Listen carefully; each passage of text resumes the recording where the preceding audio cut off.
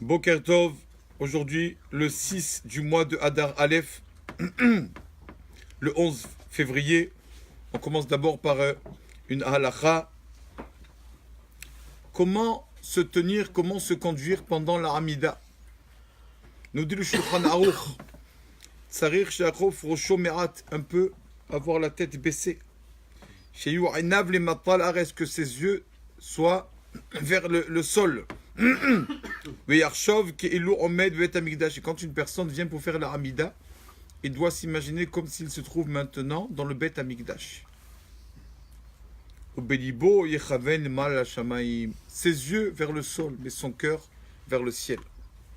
Comme ça, une personne doit se conduire pendant la Hamida. Il parle devant un Kadosh Baruch Hu. Ce n'est pas pour rien que nos sages nous ont dit que quand on fait la Hamida, même si on entend un Kaddish ou quoi, on ne répond pas.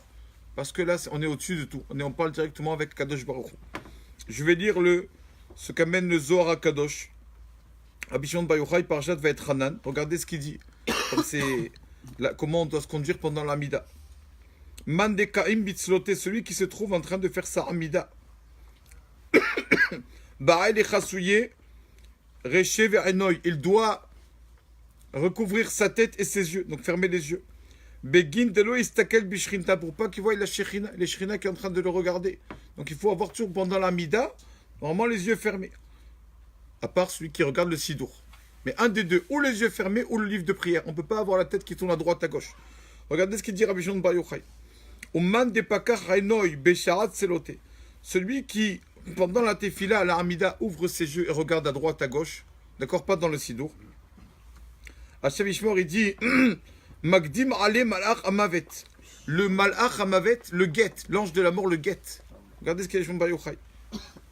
Et quand, après 120 ans, ce monsieur quittera ce monde, Loïstakel binheru d'Ishrinta, comme il n'a pas fait attention à ses yeux pendant l'Amida, il ne pourra pas voir la Shekhinah quand il va quitter ce monde. Velo Yamud bin Shika, et donc sa mort sera un peu plus difficile. Il ne pourra pas partir de ce monde paisiblement. Tout ça pour les yeux de la Hamida. Donc c'est pour ça qu'on doit faire attention, Bezrat Hashem. Chacun y voit. Il y a une personne qui se concentre plus quand il a les yeux fermés. On aurait pris les yeux fermés, la tête comme ça penchée. Il y a une personne qui se concentre plus avec le sidour. Alors les yeux dans le sidour. Mais un des deux, c'est tout. Il faut pas les yeux des gens qui aillent à droite, à gauche pendant l'Amida. On empêche la Shekhinah de nous écouter.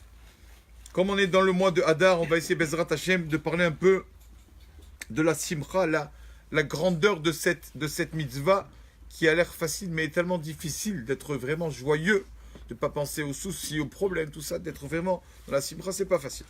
Il y avait un Rav, on a parlé de lui, vendredi, quand on a une histoire sur lui, Rabbi Zouchia de Anpoli.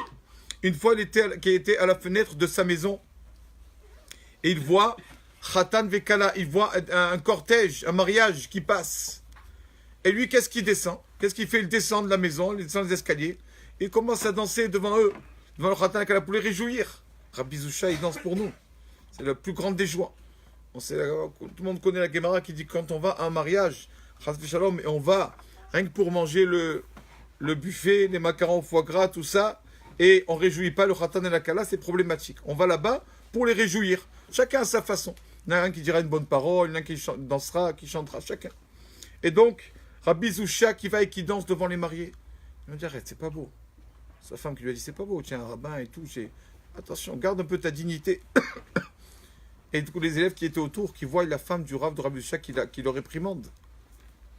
Alors, il lui a dit, ma femme, je vais te raconter ce qu'il s'est passé. Tu sais, ma femme, et tous les élèves qui écoutent, bien sûr, tu sais, ma femme, pourquoi j'ai dansé comme ça, j'ai mis dans la joie le Khatan et la Kala? Parce qu'une fois, mon Rav, une fois, par inadvertance, m'a blessé. Et mon Rav, donc, m'a demandé pardon. Mon Rav, Rabbi Zoucha, pardonne-moi. Son Rav, c'était le Maguide de Zelchov.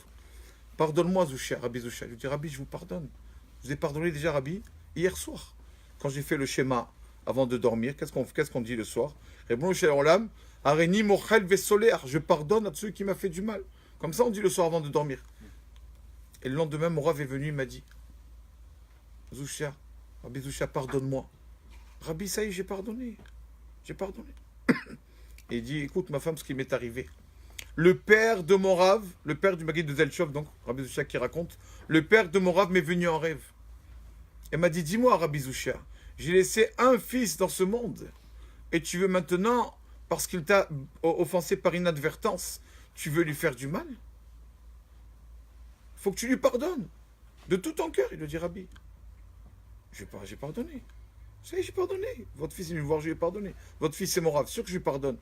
Mais ça suffit pas, viens avec moi.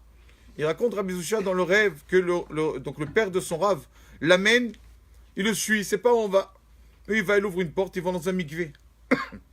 Trempe-toi au mikvé, il lui a dit. Trempe-toi au mikvé. Rabbi Zouchia, il se trempe au mikvé. Et trempe-toi 3 fois.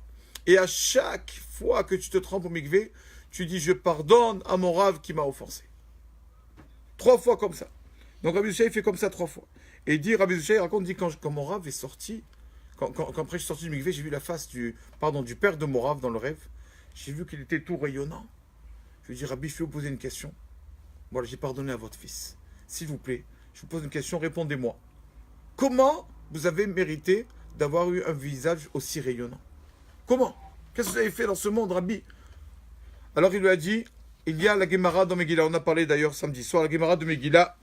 C'était Rav Nachman bar Yitzhak qui a dit, Rabbi Yochanan ben Akana. Rabbi Yochanan a dit, comment j'ai eu une longue vie par le mérite de 3 choses.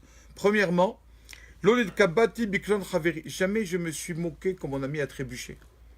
Quand mon ami c'est quelque chose, des fois il s'est trompé ou il a dit une bêtise, jamais je me suis moqué de lui.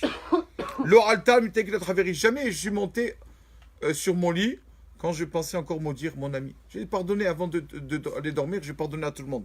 Et 3e chose, Vatran Bemamoni, je n'étais pas trop avare. Quelqu'un a mes problèmes d'argent, je vais laisser, ça va, c'est pas grave. Garde mon argent. C'est 3 choses. Et c'est pour ça que j'ai le visage rayonnant. Et Rabbi Zouchia qui raconte et qui dit à sa femme, il dit, tu sais, dans le rêve, le père de mon Rav m'a dit, ces 3 choses-là, pour arriver, c'est pas facile. De pardonner à tout le monde avant de dormir. D'être pour l'argent, c'est pas grave. Quelqu'un qui te veut l'argent, de laisser. Et de jamais se moquer, c'est très dur. Mais ces 3 choses-là, tu peux les avoir en une chose. Grâce à quoi? La simcha. Si tu as la simcha, la joie, tu auras ce visage aussi rayonnant que moi. Même si je ne fais pas ces 3 choses, mais avec la joie, ton visage rayonnera. Donc il a dit, voilà, c'est pour ça ma femme, quand j'ai vu le khatan et la kala de la fenêtre, je n'ai pas hésité une seconde d'aller les réjouir, parce que c'est la force de la simcha, elle donne la kedusha à la personne. C'est pas facile d'être bessimcha, toujours d'être joie. On pense au problème et tout, mais d'essayer au maximum, le maximum de temps qu'on puisse être joyeux, ça c'est ce qui amène le bien à la personne. Baruch Adonai Leolam. Amen.